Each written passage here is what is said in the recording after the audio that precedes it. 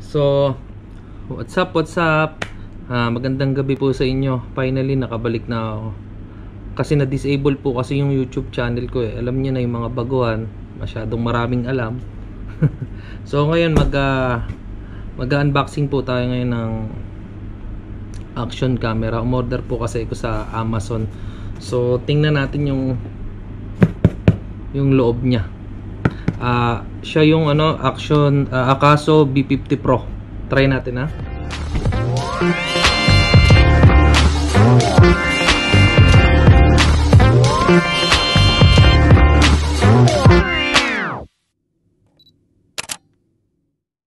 So ito na, bubuksan ko na yung yung action camera. Tingnan natin yung laman nasa loob.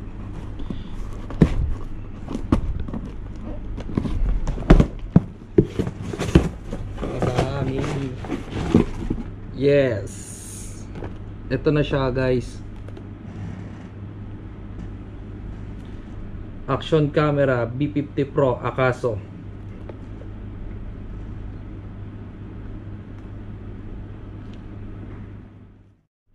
So ito na siya. Bubuksan ko na guys.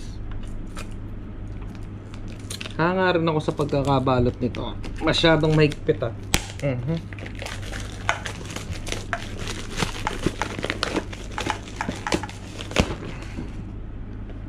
So may sticker siya dito.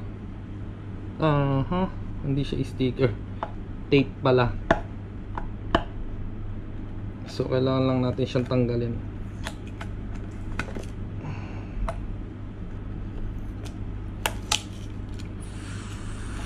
Wag sayang yung box.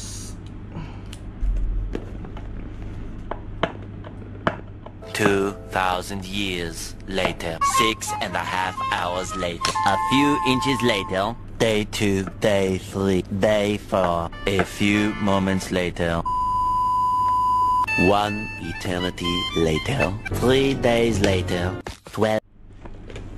So ito nga, pinahirapan pa ako, dito lang pala yung open.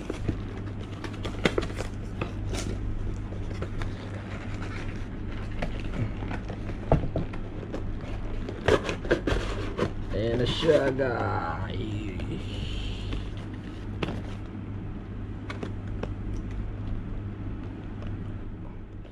So ito na siya ngayon guys. Open natin ha. Kung ano yung nasa loob niya.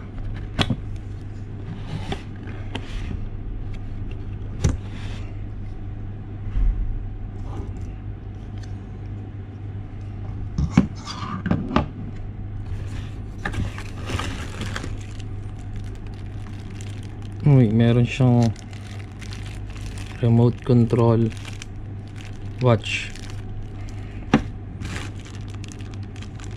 So meron din siyang zip tie. Yes, ito hindi ko alam to. Ito pa muna siguro to doon.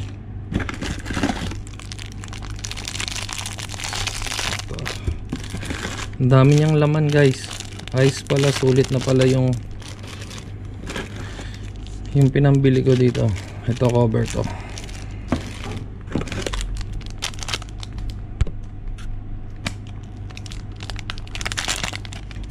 Mount. Ito hindi ko alam kung saan to. So ito pa. So ito ulit. So ito pa. Tsaka ito. Dito siya.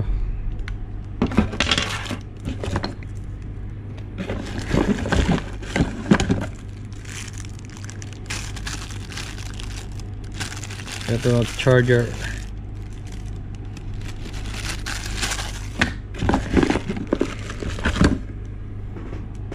Ito USB cable. Tapos to. Meron din siya nito. So ito battery. So ito yung battery niya. So again battery, dalawa yung battery niya. sa mount. Panghigpit. So ang dami niya guys, oh. Tingnan nyo. Ang dami niya accessories.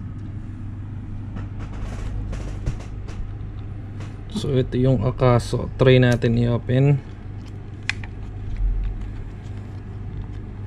Ayan.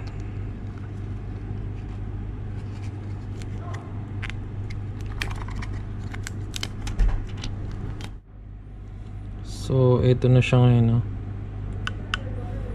Rubber siya.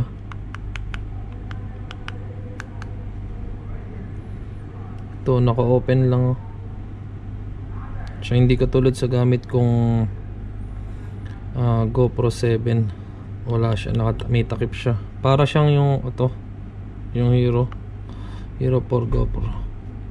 Yan, oh, nakalabas din siya. Halos magkasinlaki lang. Kung alam niyo yung Hero 4, halos pareho lang siya. Size screen, medyo konting malaki lang yung ano, yung sa Akaso.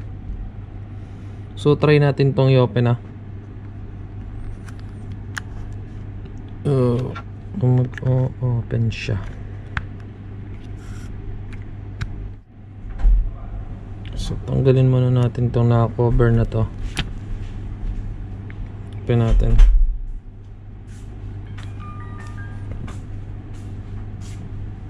So ang bilis niya mag-open. Yun yung na-obserbahan ko.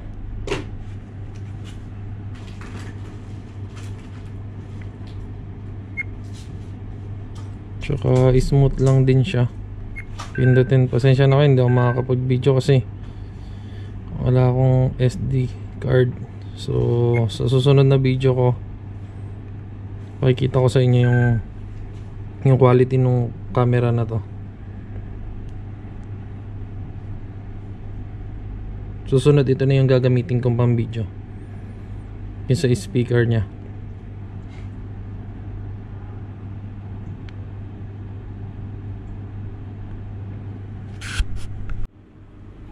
So ito na nga guys, nakita na natin. Sa accessories okay siya, sulit yung pinambili nyo. Tapos yung gilid nya talaga rubber. So hindi ko matesting ngayon yung video quality niya tsaka picture kasi wala akong SD card. So sa susunod na video ko, maganda ba to or sulit siya. So ito yung box niya. Akaso Action Camera V50 Pro Ultra HD Native 4K Edition.